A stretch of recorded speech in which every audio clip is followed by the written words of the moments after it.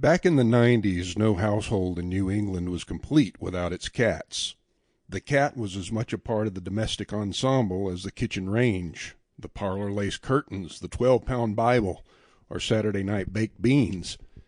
I had many dogs throughout my career as a miner, but from 1890 to the turn of the century we had only one feline. He was a sizable black Tom, and his name was Peter.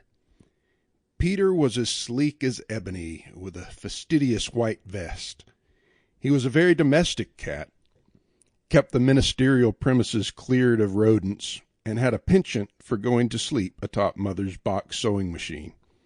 He was out from underfoot atop that sewing machine.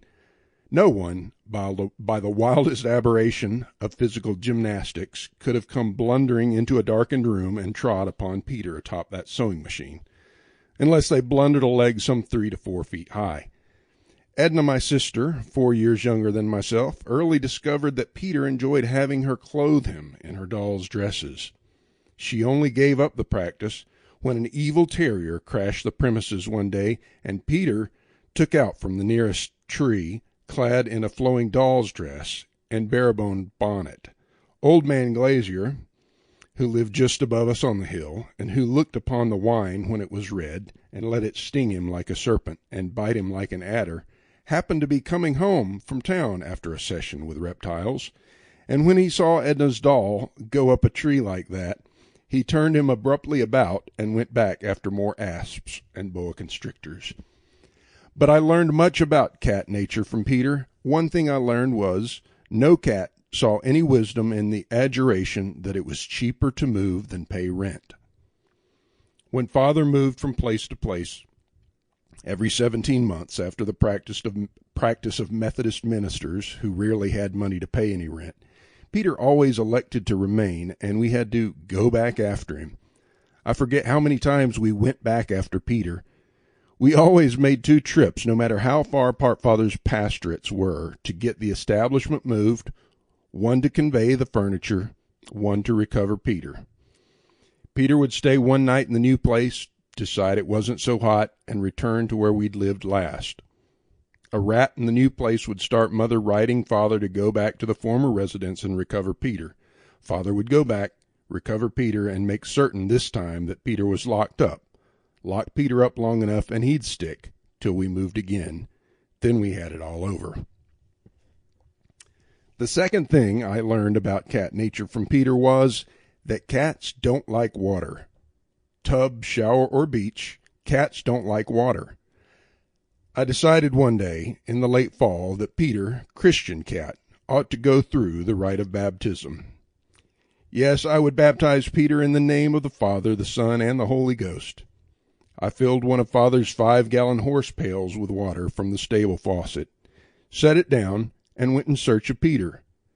By no means distrusting me, never having encountered any particular moist complexes by associating with me, he permitted me to extract him from beneath a warm kitchen stove and towed him forth to where the font of divine grace awaited him, water being in the font within an inch of the top. How did one baptize a cat, I wondered. Did one dunk him and let him soak while his sins were washed away, or did one sprinkle him delicately and trust that he enjoyed it? I had Peter around the middle, where he hung below my knees. I got him above the pail and immersed him into it. In other words, I dropped him, gazooks and brr and all that sort of thing. Never have I heard a cat make such remarks as that cat made, Christian or heathen. He lit in the water pail. The water closed above him. It took him about 3 seconds standard time to realize he'd been dropped into a horse pail. And thereat, a combination of cat, pail, and water exploded. It all happened so fast it seemed to be one act. Cat down, water around him, cat gone. Where? Don't ask me. He just went places. We didn't see him for a week. No, cats didn't like water. The next time Peter saw me looking for him under the stove, he changed so fast to the depths beneath the sofa. If the sofa didn't hide him, he'd go out a window and take the screen with him. What on earth ails that cat? Mother would demand. Must be he sees spooks. Cats do have second sight, don't they? They did, but it was second sight of a water pail Peter was seeing, and he got the hell elsewhere before baptism became a habit. Then came the only instance on record of someone deciding they didn't like Peter, instead of Peter deciding he didn't like me. The someone was Father's presiding elder. In the Methodist denomination, he was Dad's boss. He'd land in town every off month and lodge at the parsonage. This would put Mother in a dither because the man had a penchant for chicken with dumplings. He likewise had a penchant for checking on Father's spiritual books, then going to sleep in the big chair in the sitting room with a flowery white handkerchief over his face. It was a big face, because the presiding elder was a big man, morally and physically. He looked laid back at an angle of 45 degrees, like a black-coated mattress tied with a book strap. Did I also mention that he possessed a mosaic beard? Inevitably, this beard exhibited below the handkerchief. You get the ensemble. 250 pounds of clerical dignity lying back in the easiest easy chair on the premises.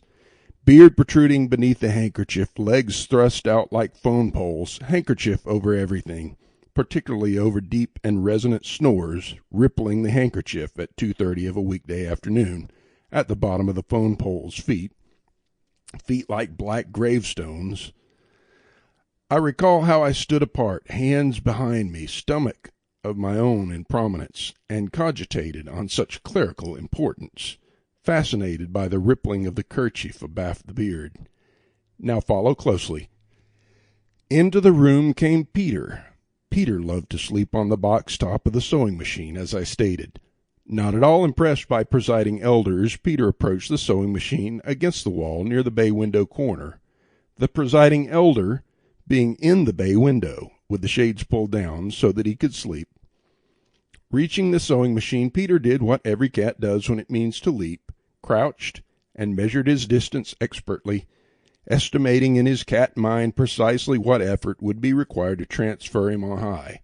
But the thing Peter had no way of ascertaining was the circumstance that Mother, chagrined by the houseflies bringing the kerchief into use,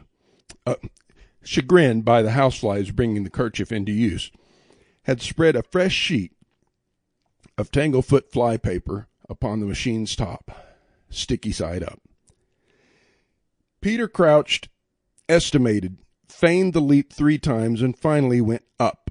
He went up squarely atop that sheet of fresh fly paper, as though he'd rehearsed it. Gazooks again.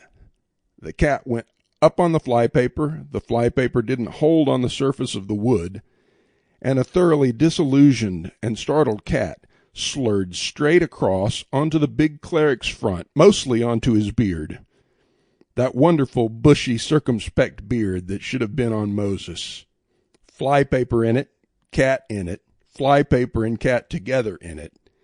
Fancy waking up to such a mess as that. You see, the cat, having gotten onto the flypaper, couldn't get free of it. He was stuck with it. He was also stuck on it.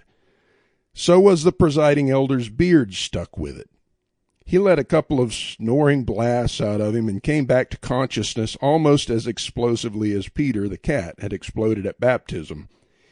He tried to claw at what was in his beard, and then he was in it too. The trouble was, the man didn't know why he should have been chosen for such afternoon assault, and Peter felt likewise. Peter fought free of him, but not free of the tanglefoot. The presiding elder gained his feet and started backing in circles, trying to keep well-gummed beard from welding to his shirt front. Backing in circles, he backed on the cat, who'd been entirely preoccupied with his flypaper problems, whereat our parsonage became a combination of psychopathia. It ended with Peter going, as usual, through the window screen. He was fed up on parsonages. Mother spent most of the afternoon washing dead flies from the big cleric's whiskers. Ah, the joys of happy childhood. I learned about cats from Peter.